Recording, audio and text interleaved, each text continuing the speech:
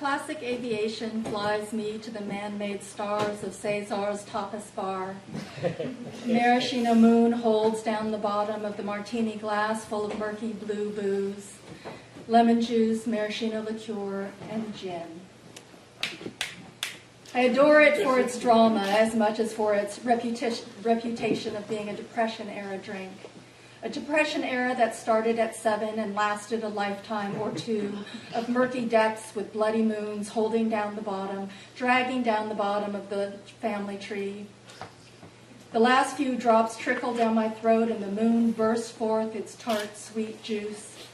I remember Aunt Rosie taking my sister and I to the Top Hat to visit her bartender boyfriend. He made us Shirley Temples with maraschino cherries and 2 thin purple straws, Sinatra singing on Jupiter and Mars. I drank them all day perched on the stool in the dusky darkness of the dive bar. The doors would swing open, and the white brightness that pierced the gloom reminded us that it was daylight, and maybe Lori and I should hopscotch, hula hoop, Jax, you're it. Can we have a nickel to ride the red pig at the Italian place across the parking lot out the back door? Please. A Neapolitan ice cream sandwich dripped down my fingers, my face, my sleeves. The hot sun, the cool shade, the red pig I never got to ride. My big sister, bigger and stronger, and wouldn't give me my turn. Cat-eye glasses, Mary Jane feet on the bar stool, heart filled with song, as I entertained the locals, the regulars, the down and outs, looking for a little love in the Top Hat on a sunny afternoon. Our parents went to Europe and left us in Rosie's care with strict instructions not to feed us sugared cereal or take us to the bar. We bought Lucky Charms at the co-op supermarket on our way to the Top Hat. We were together in our wants with our unwillingness to play by the rules. I loved her for that. The secrets, the feeling that we were getting away with something. We laughed over our sloppy joes at her boyfriend's house until their liquid dinner swung the fun from the room and they fought, Rosie and he. She sent us outside with his 2 sons who raged with every match they struck on the concrete driveway in the California heat. The moon hung over the hills. The anger grew low through the walls of the ranch house. The matches flamed and were flung at each other in child's play of adults behaving badly. The next morning's cake makeup couldn't hide the bruise on Rosie's face.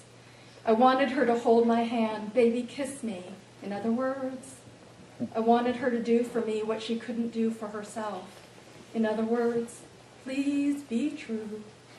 To me, to you, to the moon. Her Aladdin gold slippers shushed across the linoleum floor as she brought us cereal among the marshmallow stars. But the sugared secrets had lost their charm. The glamour of the Top Hat was dry. We weren't together anymore. There was a secret beyond the swinging doors that was only hers. I spilt my Shirley Temple. Maraschino cherries rolled black-eyed purple across the bar to the floor. Aunt Rosie's nails matched her lips in brilliant pink or liquid orange as she took a drag from her cigarette, squinting against the smoke in her eyes, and ordered another round. More cherries, more straws, more trips to the bar where she drank gin cocktails until our parents came home and she flew away to see what spring is like, south to Mexico with a man she barely knew. He had a trailer on the beach and a gun in the side table. She had a bottle of gin and a history I can only guess at of being her father's favorite, loved too much in all the wrong ways. A beach, a moon, and a gunshot. A soul was filleted for dinner the night of my 7th birthday. The night we got the call, the night that Rosie died. You are all I long for in the murky blue night of maraschino cherries and gin. Oh. Bravo! Bravo!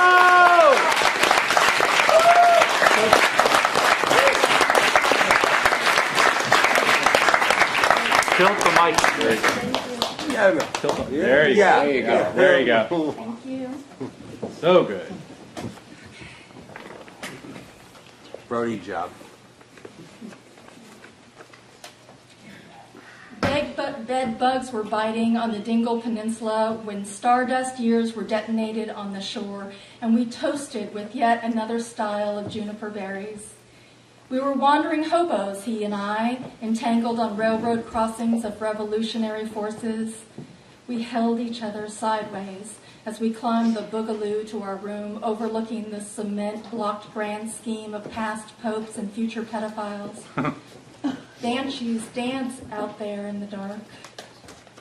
Caution fell through the window in silt-like powder, covering us and the stone-laid wall between his heart and his will. But young and full of what we thought was Beatrice, we shook it from our hobbled knees and tumbled into bed, all branches and briars, poking each other in places not yet bruised. I'm sorry's fell in absinthe drops and left blood stains on the sheets. A pit charged from between his legs, bit me and wouldn't let go until I beat him with a stick. A pound of my flesh was taken before he subsided into illusory ice-water submissiveness. From the darkened hallway, Lot appeared in the orifice of my childhood, and I yelled out, "Where are your daughters? What have you done to your daughters?" C.G. Young had not yet lanced the boil growing on the left side of my brain, and the sheep styles of juniper berries had dulled my senses until I could no longer feel the pummeling my lover, my hater, my lover, my hater, rained on me with his antiquities and his crosses blessed by the Pope.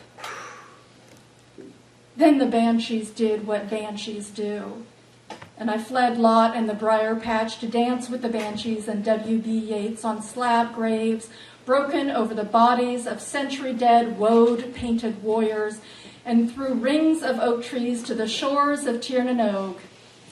The Tuatha Dé Danann said we were not welcome there, since we neither rode Neve's gentle steed nor brought scales of salmon as offerings and pledges to live our lives without aging, without memories. I could see beyond the sand grass of the shoreline, Jung sharpening his pencil and crossing his legs in preparation for the knick-knack paddywhack to come. Yeats pelted the fairies with couplets as I did what banshees do, and ripped the hair from my head to weave a rope that would stretch to yesteryear and keep me from getting lost as I traversed the labyrinth that led from the briar-encrusted bed of my lover to the penthouse-piled trust fund that doled out silence in monopoly houses and therapy sessions. The Dead Sea spilled from my eyes, my ears, my bowels. I vomited alphabet soup and a charm bracelet with kittens and keys and hungry lips sealed against the sun. My lover's stone-laid wall was fortified with cotton comforters and cat cooings, even as he slid from my side in quest of sweet butter scented with honeysuckle. I watched him run into the arms of a virgin dressed in hooker shoes and be comforted by her tea and scones and tale of lobotomies. I could hear Yeats doing a jig on the Teutonic plate shifting beneath my window, so I looked out of my tower just as Hemingway rode the red horse of the apocalypse over the horizon, his sword blaring in a call to arms. They fought, as brothers do, with little care for landscaping or trembling saints. I hadn't a pot of tea for them, so Yeats reclined on the credenza with his head in Hemingway's impatient lap as I mopped the Dead Sea from the floorboards and wrung from my handkerchief birthday cards and Christmas presents and Sunday ballets that smelled of rotting strawberries and secret afternoons.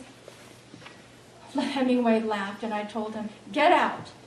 But he only pulled a flask from the Pamplona horned wound in his side under his ribs, and we drank, the three of us, to deadbeat lovers and to orphans and to banshees who do what banshees do, and awaken us from spiraling into dolmens and hobo nights and days gaping with childhood orifices ready to swallow us whole. Hemingway passed the flask to Yeats, who looked me square in my past and said, "Cast a cold eye on life, on death, horsemen pass by.